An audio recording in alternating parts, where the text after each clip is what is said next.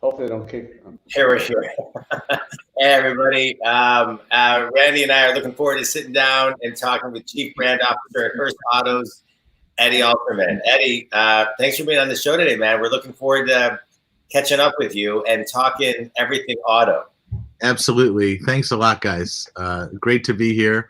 It's kind of a pivotal and exciting time in the car business, as I'm sure you know. Yeah. And so just kind of banking off that, you know, Randy and I talk a lot on this show about pivoting and, adapting. And so, it seems through the years, the auto companies have moved to call themselves transportation companies. And then, everybody's saying, oh, we're going to have driverless cars in the next couple minutes. And, I feel like, and you and I have talked a little bit about this, COVID has really, how has the auto industry, the transportation industry pivoted with what the new kind of psyche is? Well, certainly on the retail front, COVID has accelerated a lot of trends that were nascent and were happening. And we're really consumer driven. And people want a very, very easy, hassle-free, turnkey sales experience. And standing in the way of that is some legacy stuff like franchise laws, for example, that make sure that people transact at dealerships. And it's an intimidating environment. And what you're seeing is people controlling more and more of their own kind of personal car shopping journey, doing all the research online. And then, the last part of what they call the purchase funnel happens at the dealership. But that's starting to change. And one of the big disruptors of that is obviously Elon Musk. He's the disruptor of all things. And Musk's position was, I'm not going to follow foul of any of these franchise laws that say essentially that the big bad car company can't compete with the little guy retailer, because I'm a new company. I don't have any little retailers that I'm going to put out of business. So I'm going to transact directly. And people love the transparency of that. They love the fact that it's so much more direct. People love being in control of the process and doing it at their pace without additional pressure. And, I just don't think you can keep a good idea down. And so throughout COVID, what a lot of the car makers have done is transfer a lot of their activity, or, almost all of the activity around the deal to online, and they're just delivering the cars. Yeah. I noticed that, unlike, like you said Tesla, and I still kick myself for selling too early. I still don't get it, but it is what it is. But he's we need to get a wealth manager on the show. A psychologist at this point. No, it's true. It's right. True. It defies a lot of logic, but there's also parts of it that I think are really, really brilliant. And one of them is that he's not really a car company. He's a utility. And he's using his cars as very, very seductive, effective marketing for his supercharger network, for his batteries. And now he's making big bets on that his batteries are going to be used by other people. They might not be. But I think that's why Wall Street sees a lot of the value in Tesla, is that it's not just the cars, it's all the stuff around the cars. And also, the big car companies are super capital intensive, super, super highly regulated. I mean, Tesla's also highly regulated, but they look like dinosaurs to Wall Street, whereas Tesla looks like the future. And so that's why you see that crazy, crazy valuation. I don't think it's totally justified. And I don't think that, the low values of General Motors, relatively speaking, or Ford or anybody else are justified either. Yeah, I noticed in what I began saying before I started lamenting was the consumer is a lot better at shopping and creating that car experience for themselves, like, for example, Carvana, than they are about going to WebMD and showing up to their primary care physician and telling the doctor what's wrong with them, right? Right. So, I notice, even me, for example, we talk about car and driver, road and track, all these kids. As a kid, all I cared about was the picture and how fast it got to 0 to 60. Right. It was the most exciting thing in the world. But, again, how does that translate today in terms of creating that experience, for the consumer, and how different it is today from the psyche of walking into a showroom and dealing with a pushy salesman versus doing it on your own and having all the answers? Well, I think there's probably a happy medium there. And first of all, shopping for a car is not like getting a colonoscopy. It's a lot more fun, even at a dealership. It's exciting. It's a new vehicle. It gives you freedom. It changes your life, right? Did you ever see, not to interrupt, did you ever see the Curb Your Enthusiasm when Larry David loves the licorice at the BMW dealership? And he buys an i8 because he loved the licorice so much. Oh, right. And gives the car to the girl he doesn't even like. Right. He smashes it. Classic. Right. Yeah. I've seen every one of those shows multiple times. I identify with Larry David in pretty much all ways. I do too, unfortunately. And unfortunately. Right. But to get back to Randy's question, bridging that gap is one of the things that smart retailers are starting to do, from the kind of excitement and awareness of a vehicle that you see in a video or you read about in Car and Driver, Road and Track, and get all excited about. And then you go to this cramped dealership and you're put through the ringer, and it's highly stressful, very time intensive. You're not able to, you do this once every 4 to 11 years as a consumer. The salespeople are doing this every day, and they have the edge. So you go into that environment and you're completely taken aback. You're on the, you're rocked back on the heels of your feet. But what smart retailers are doing is saying, you know what? We want to create a low pressure environment where you can actually experience the vehicle, make up your mind on your own time, your own schedule, think about the finances of it, think about what you want to do, and then come back to us. And smart retailers, the big retailing groups, are starting to push in that direction where they're using their dealerships as experience centers. Land Rover, you can kind of go off-roading at some dealerships. Porsche, for example, allows you to experience the vehicles on the track at one of their experience centers in Atlanta or Los Angeles. And now that's not the dealer level, but dealers certainly participate in some of that and bear and get some of the rewards of it. So automotive retailing is super, super interesting, and it's where a lot of the action is. You think of it as kind of this old, highly generational business, but the great operators are doing a lot of really good work. I look at a guy like Jay Feldman. He's fantastic. One of my dear friends. Yeah, he's fantastic. And, these guys have a lot of stresses on their business. They're running financial operation, they're running a service operation, they're running retail. It's a bunch of things under one roof. And the great operators are going to really capitalize on their expertise in this time. The one thing that I remember, about the automotive, I've been a lawyer now for 23 years, having represented many dealers and dealerships. And unfortunately, the franchisor, in this case, any of the big three or any of them, sometimes may not be your friend in troubled times. And I noticed, if you recall, back in 08, 09, a lot of dealership flags that we grew up with lost their ability to sell. Yeah. So I just wonder, you're at the risk of, effectively, losing it all or losing the flag. And, with the environment like COVID, there's no guarantee anymore. So I know there's a lot of capital outlay. There's a lot of stress, but there's also uncertainty in more ways than one. Yeah. And to find a business person to have not just the mindset to say, you know what, this is worth the risk, whether it's generational or not, at some point, nothing lasts forever. And there's going to be a change. There's going to be a disruptor. You see Tesla in Somerset Mall. You see Tesla here. What's next? So if you're a guy sitting back and saying, I'm going to put in X number of dollars, is this something you want to do? Yeah, the rewards can be huge, but the risk is also huge. And if you look at the overall trend lines, people want to go more direct. Mm-hmm. The kind of countervailing forces against that are, of course, the franchise laws, which are fingers in the dike at this point, almost. But also, car makers don't want to be retailers.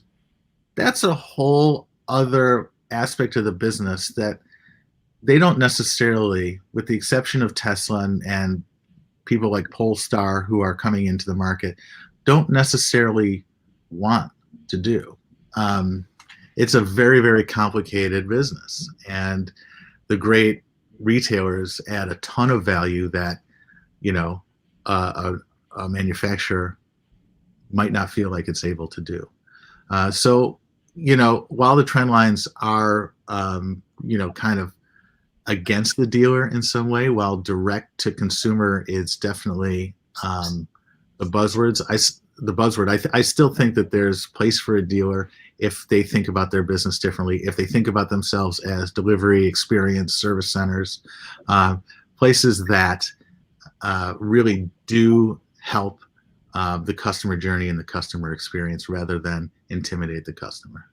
So, I appreciate all that feedback, but I want to fast forward now 10 years. Okay. And I want to fast forward to what a dealership looks like a decade from today, and what the experience is, because, you know, are we gonna all have driverless cars? So is it like Uber meets Jetsons meets Experience?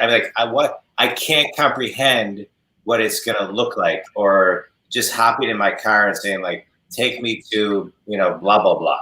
It doesn't make sense to me. So, Eddie, yeah, I mean, there's a lot to untangle there, but I think overall, the biggest trend, and I think that this persists even throughout COVID, is that we're moving away from the ownership model.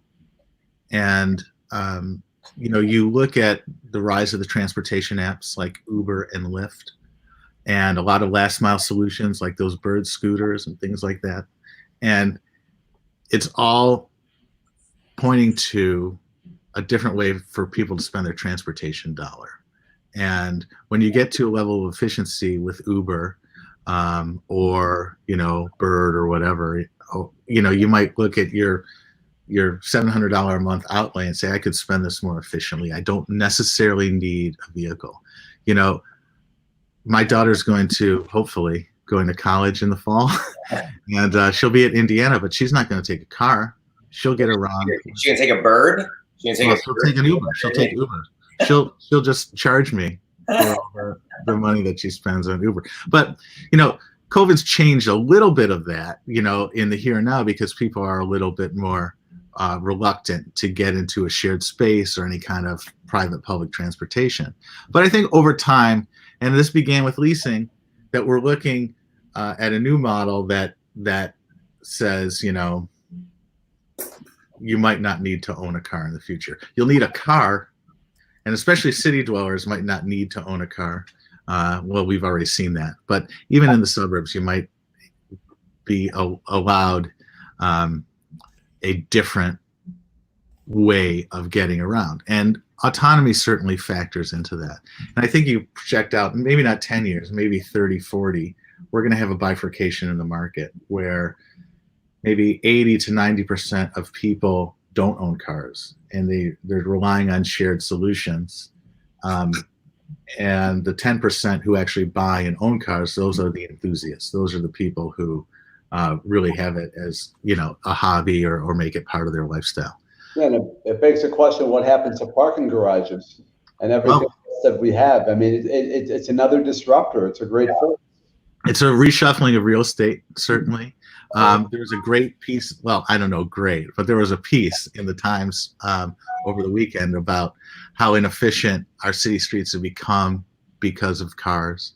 And it's true. I mean, you look at Boston, you look at New York, these are, you know, old cities that really don't accommodate the car very well. And there's too many of them. And I agree with it. But, you know, the autonomy thing is another issue entirely. And maybe autonomy will enable that 80% or 90% of people to not own.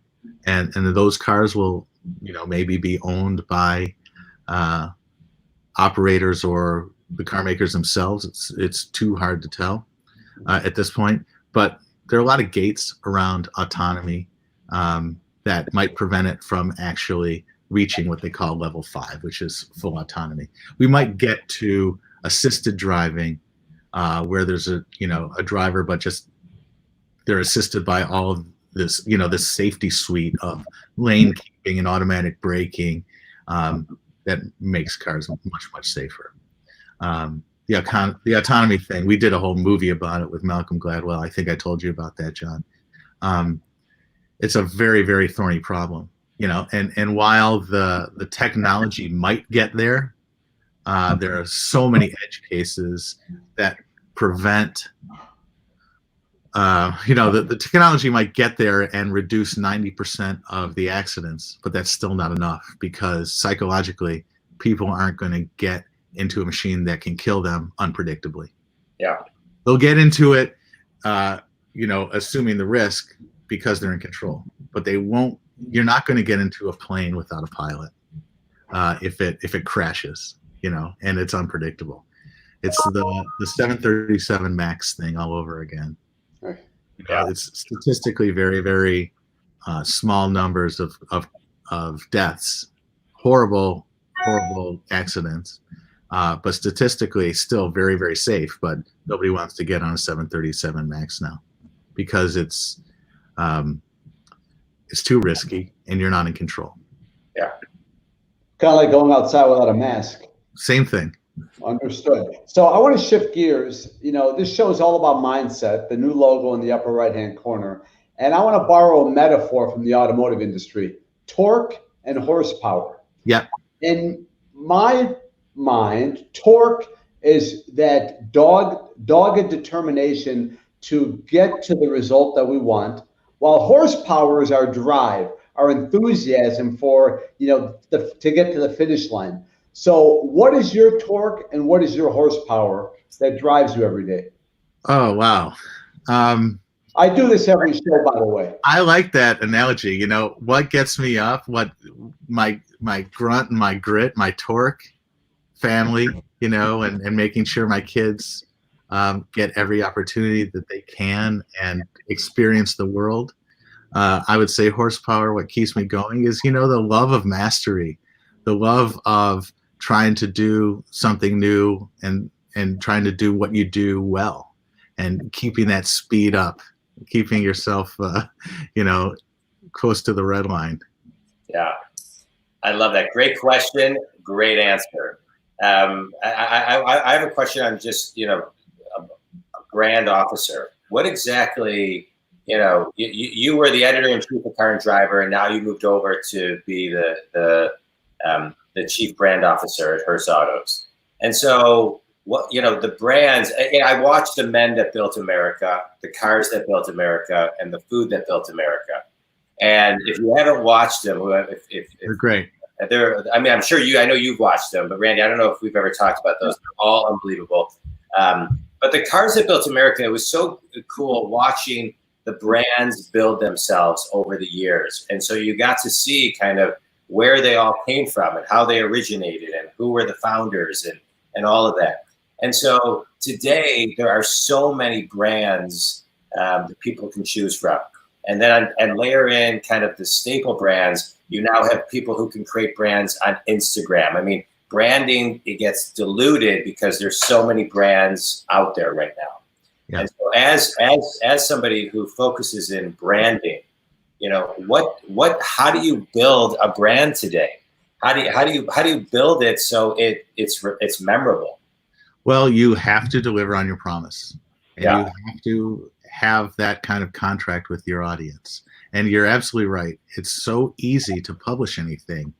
You have to ask yourself as a publisher, as a legacy traditional publisher, what kind of value are you adding? What is the moat around your business? What can you do that nobody else does? And put the power down on that. Yeah. And so that's really what my job is, to think about what our values are, what we deliver, and how do we expand from there? How do we create a kind of supernova of a brand that's unavoidable, that delivers a tremendous amount of light and does good as well. And I think that we're in a position to do that. And oh, I'm sorry, I have to reboot my computer there. So the goal of a chief brand officer is to take our values and expand them into new business, into new spaces, into new media, and also to take what we have in terms of our authority and legacy and leverage that in new ways. So one of the things I'm doing with the job is taking all the great instrumented test data that Car and Driver has amassed over the years. I mean, we tested the original Shelby Cobra 427. We have all those numbers, and leveraging that for use in product planning, for use in media, and using all the assets that a brand like Car and Driver has, but also expanding our thinking. And, Randy, you talked earlier about car makers thinking of themselves as transportation providers. It's no different for us. We think of ourselves as informers and entertainers and not just magazine makers. Although, we haven't thought of ourselves as magazine makers solely for a very, very long time. I think when I think brand, I think loyalty. And, with cars, automotive, I think, the likes of Henry Ford and, the people that, built America. America was very different in terms of the consumer back then because it was brand loyalty. Yeah. But as Jon pointed out, there's so much dilution and so many brands out there. My personal opinion, some people have brand loyalty, but many don't. They can simply move on. And your job is so hard because in order to create that supernova, you need a loyal customer base. You need raving fans. And how do you keep them attracted? Well, it's a great parallel to the car business itself because there's tremendous parity in the car business. Everybody has, every mid-size sedan has a 15 cubic foot trunk. Everybody benchmarks each other. Everybody's got the same stuff. And a Mercedes-Benz no longer is the only brand with all the technology. You can get Mercedes technology in a Kia. And a lot of it is about style. A lot of it is about freshness and relevance to one's lifestyle. But the thing that's more important about that than anything, and I look at the great car brands that have kept loyalty in the face of all that parity, those brands have a philosophy, and they express that philosophy through their products. And that's what builds that loyalty. I'm thinking of somebody like Porsche. Porsche knows exactly what it is and what it stands for. It stands for complete versatility of performance. And that's in every one of their products. And it's a philosophy of experimentation. It's a racer's philosophy where they're trying and improving in a way that furthers and expands the performance envelope. And that's what people love about it. And so I'm trying to take a page from that book where we say, okay, what do people love about this? What is the promise? What creates that loyalty? And what is our philosophy? And how do we drive that into all the products we create? So we have this, the values are the same. The execution of those values is very kind of medium dependent. But everywhere they encounter the brand, they should encounter that voice of irreverence, of we're on your side, like with Car and Driver. It's no BS. We're going to give you the truth. We're going to do the reporting the other guys can't do because of our access. We are going to build that trust and that loyalty on every platform we operate on.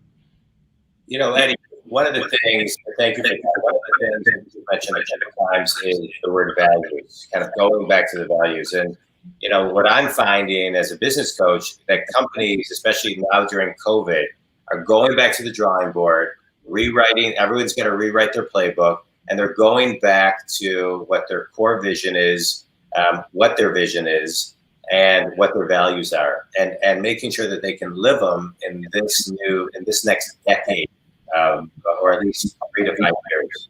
And so, what did you guys do when COVID hit to kind of reconnect with your values, your vision, and what did you have to reset?